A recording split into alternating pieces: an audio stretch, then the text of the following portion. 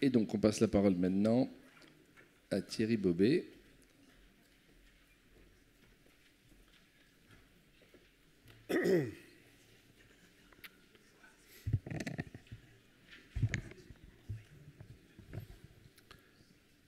Donc bonjour à toutes et à tous. Merci aux organisateurs pour cette invitation. En même temps, j'essaye de comprendre comment marche ce truc. Alors, tout d'abord, je vous précise que j'ai préparé ce travail avec une de mes collègues, Heidi Schweinschwaller, qui est psychiatre. Mais on était limité à un nom. Donc voilà, je fais une petite transgression. Là, je la mets sur le diaporama, hein, parce que voilà, sinon ça m'aurait conduit à invisibiliser la moitié féminine de notre duo, et ça aurait été un petit peu embêtant, je trouve. Donc voilà. Donc pas de lien d'intérêt particulier. Pour la présentation, donc, je suis professeur de pédopsie, co-directeur du CN2R, dont vous avez certainement entendu parler, et au titre duquel principalement je suis là, et membre du collège directeur de la Civis. Pas de lien d'intérêt particulier.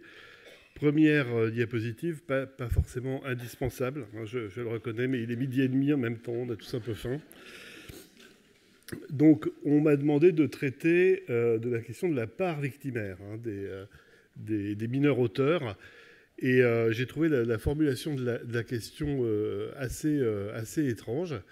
Et cette idée qu'on pourrait diviser les mineurs comme ça en plusieurs parts, dont certaines seraient victimaires, peut-être donc sous-entendu donc bonnes, et d'autres agresseuses, donc sous-entendu pas bonnes. Alors je pense que essayer de chercher la part victimaire chez un mineur auteur victime, c'est un peu comme essayer de peler un oignon en espérant qu'on va trouver le vrai oignon à la fin. Et puis quand on a enlevé toutes les couches, ben non, il n'y a plus rien en fait. Hein, donc voilà. Donc les mineurs auteurs victimes, c'est le premier point, ne sont pas moins victimes que les autres victimes. C'est-à-dire que les événements qu'ils ont subis sont bien sûr tout aussi dommageables sur leur psychisme et leur relation au monde. On a beaucoup de difficultés à le penser quand même, et notre système de soins le reflète un peu. C'est-à-dire qu'il y a un développement actuel des structures dédiées aux soins du psychotraumatisme, je parle du secteur public principalement. Alors, développement qui est quand même modeste, il ne faut pas imaginer qu'il y ait des moyens fous qui sont mis sur le sujet, mais quand même, il y a des centres spécialisés qui émergent. Et en fait, ces mineurs accèdent peu ou pas à ces centres. On a d'ailleurs, je réfléchissais pour le centre Paris-Nord dont je m'occupe, on n'a quasiment pas de demande. Hein, on n'a même pas à refuser, ce qu'on ferait peut-être. On n'a même pas de demande. On a eu quelques cas, voilà, bon, mais c'est très ponctuel. Alors, pourquoi ça D'abord, peut-être qu'on ne pense pas les envoyer en psychotraumatologie, première hypothèse. Deuxième hypothèse, on aurait peut-être dans ces consultations des équipes trop engagées, alors c'est dur ce que je dis, hein, auprès des victimes, dans une suridentification aux victimes qui rendrait difficile de penser l'introduction d'agresseurs, fussent-ils victimes, dans la vie active, comme si c'était un peu faire rentrer le loup dans la bergerie. Et puis, est-ce que c'est possible seulement sur le plan contre-transférentiel pour des thérapeutes de passer d'une victime à une victime auteur, etc. Je pense que c'est une situation pas simple, hein, et pas pensée en tout cas tellement dans ma structure en tout cas. Alors concernant l'évaluation de ces jeunes, l'évaluation psy, hein, toutes les études soulignent la grande fréquence des situations de violence, on a déjà beaucoup dit, notamment sexuelles, mais pas seulement, violence physique, négligence, dans la biographie de ces jeunes.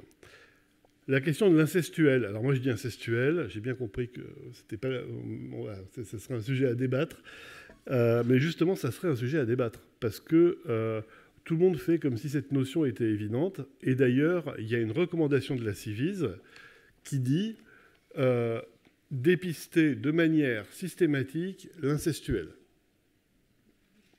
pour tous les professionnels en contact avec des enfants. Bon, déjà, la notion est...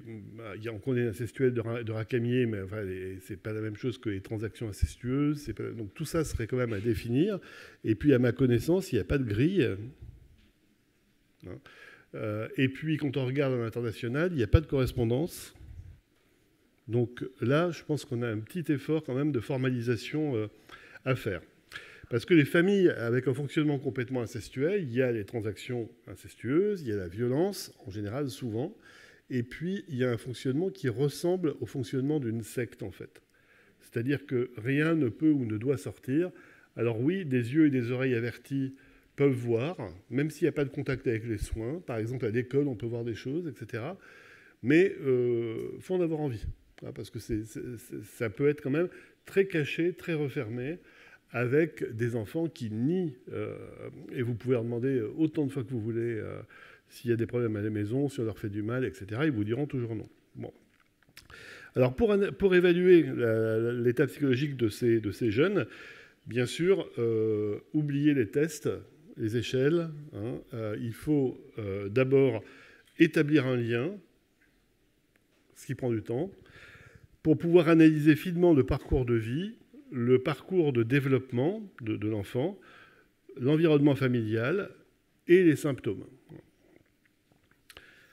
Reconnaître qu'on est victime de violences sexuelles, qu'on a été victime de violences sexuelles, c'est difficile pour les mineurs auteurs aussi.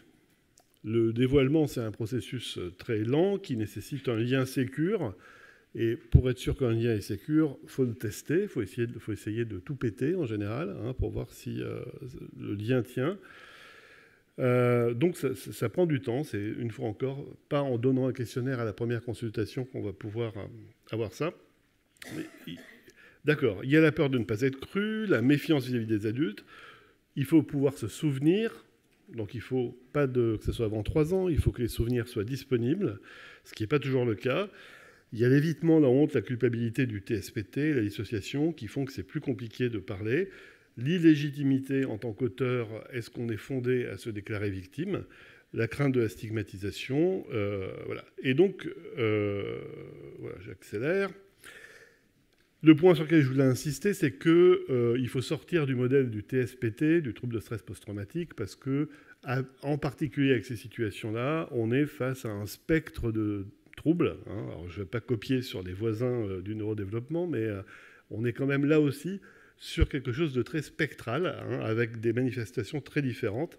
Il y a bien sûr le TSPT classique, et puis il y a des nouveaux diagnostics qui sont apparus. Le TSPT complexe est apparu dans la classification de l'OMS, mais a été retoqué par le DSM, qui a fait un gros gloubi-boulga entre les deux, en fait, qui a mis tous les symptômes de TSPT complexe dans le TSPT, alors qu'on a quand même des arguments pour penser que ce sont 2 pathologies différentes, avec des modes évolutifs différents, et aussi des modalités thérapeutiques différentes. Et puis, plus récemment, et là qui n'a été accepté par aucune classification, mais qui, moi, me semble le plus intéressant pour notre sujet, c'est le trouble traumatique développemental. Donc, chez des enfants qui sont confrontés à des violences multiples à partir d'un jeune âge, avec des ruptures de caregiving ou des disparitions des caregivers. Et là, il y a des conséquences développementales et des comorbidités importantes, très importantes, des troubles de l'attachement, des troubles affectifs, de l'humeur, des addictions, des troubles du comportement alimentaire, etc. On m'empêche de parler sur ma gauche. Donc, ces symptômes et ces comorbidités, elles peuvent être au premier plan. Ça peut être un trouble déficitaire de l'attention aussi. Elles peuvent être au premier plan. Et comme vous avez des symptômes bruyants au premier plan qui n'ont pas l'air post-traumatiques et que l'enfant ne parle pas des traumas ou que vous n'en avez pas connaissance, ben vous allez passer complètement à côté du sujet. Alors, ceci dit, c'est pas parce que ce sera ma dernière diapo, je pense. Oui. Bon, c'est pas parce qu'on a dit trauma qu'on aurait une baguette magique et qu'on pourrait sortir sa baguette de MDR et que ça résoudrait tous les problèmes. Ça, c'est un gros problème parce que on commence à entendre chez les soignants, dans les structures éducatives, c'est sûrement un trauma, mais on ne peut rien faire parce qu'il faudrait des spécialistes du trauma, et il faudrait des spécialistes du trauma qui fassent de l'EMDR ou des TCC, et ça, on n'en a pas.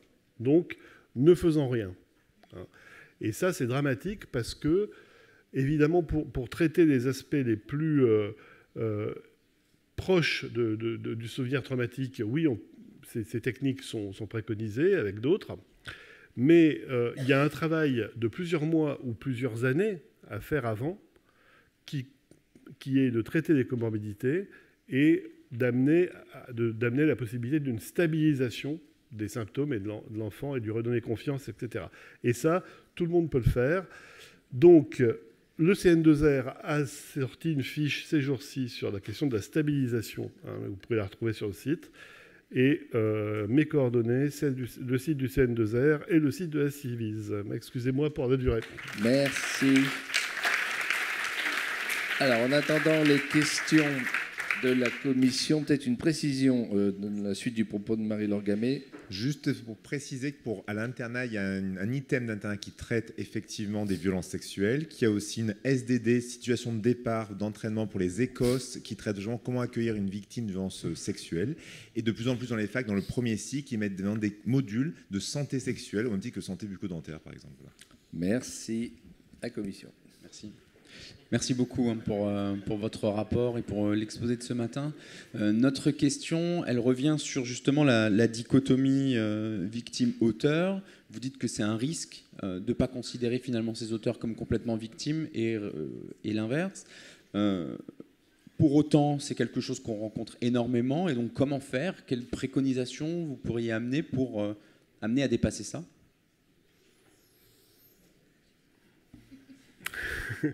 Alors là, je dois vous dire que je n'ai pas de solution évidente parce que depuis quelques années, depuis que les CRP, centres régionaux du psychotrauma, ont été créés, à chaque plan gouvernemental, le gouvernement conseille aller au CRP. Mais si vous voulez, le CRP, c'est peu de monde et on peut difficilement se dire que ces structures vont absorber l'ensemble des mineurs auteurs. C'est pas raisonnable. Donc, moi, je crois que ce qui peut être fait, c'est... Alors, il y a quelque chose dont on parle peu en France pour l'instant, qui est très développé dans les pays anglo-saxons, c'est ce qu'on appelle le Trauma Informed Care. Désolé pour mon accent pathétique, mais c'est le care informé par le trauma, par les connaissances sur le trauma. Ça, c'est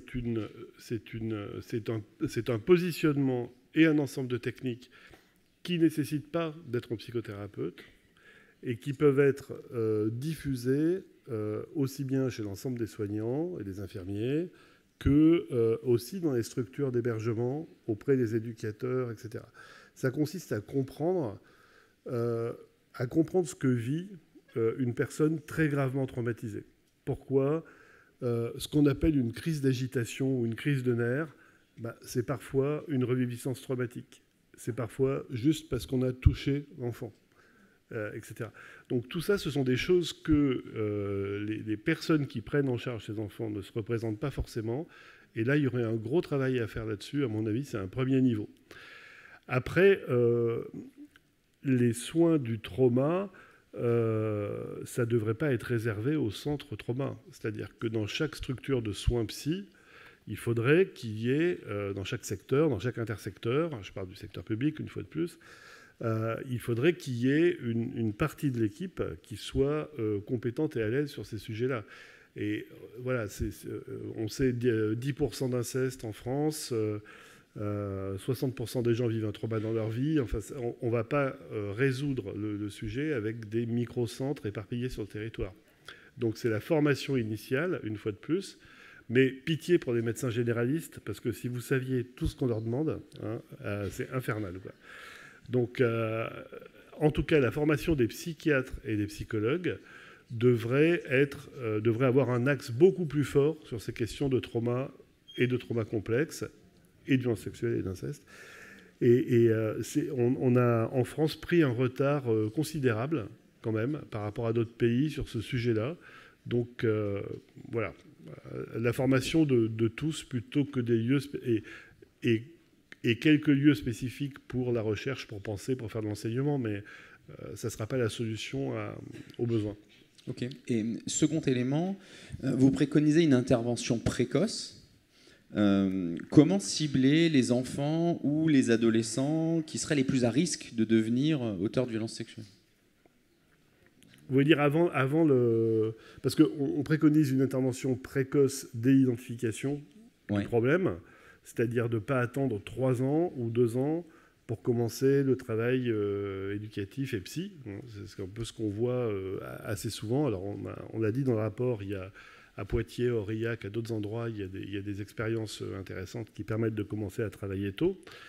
Alors après, en prévention proprement dite, primaire, si je puis dire, le repérage un peu ce qu'on a déjà dit aujourd'hui, hein, des comportements sexuels problématiques qui sont encore très mal connus du grand public professionnel de premier niveau, très mal connus, et surtout qui ne savent pas quoi faire.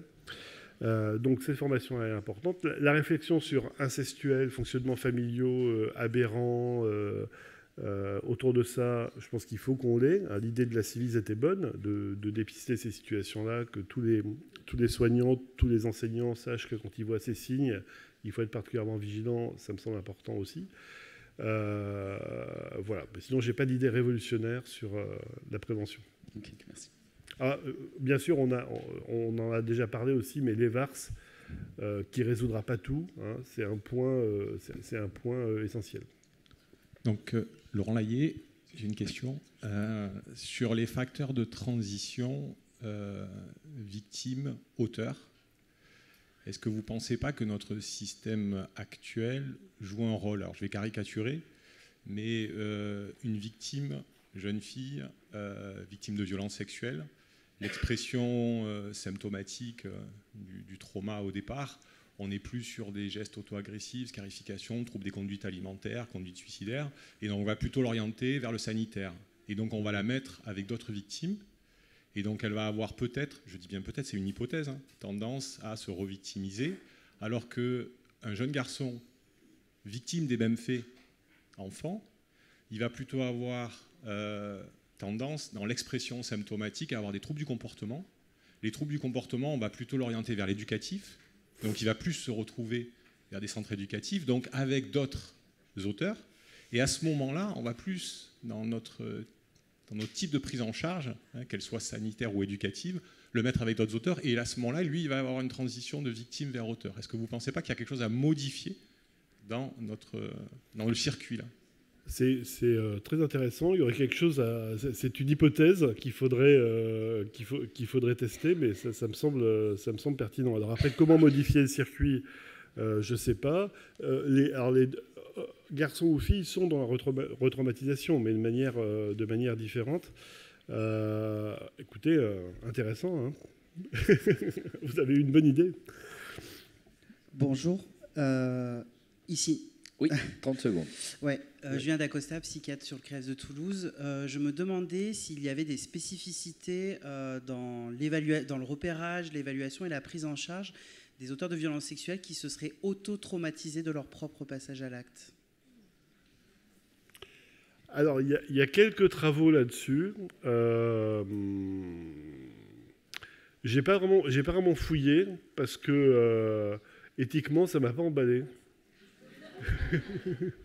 Mais il y a quelques articles publiés. Les PTSD des criminels liés à leur passage à l'acte, à tous les âges de la vie, c'est un truc qui est très utilisé aussi par les avocats qui défendent les auteurs. Oui. Vous témoignez. Bon, ben voilà. Bon, moi, c'est un sujet que je connais pas bien. J'ai pas vraiment regardé. Je suis désolé. Oui, mais ça, oui, ça, bien sûr. Ouais, merci. Tout à fait. Merci beaucoup.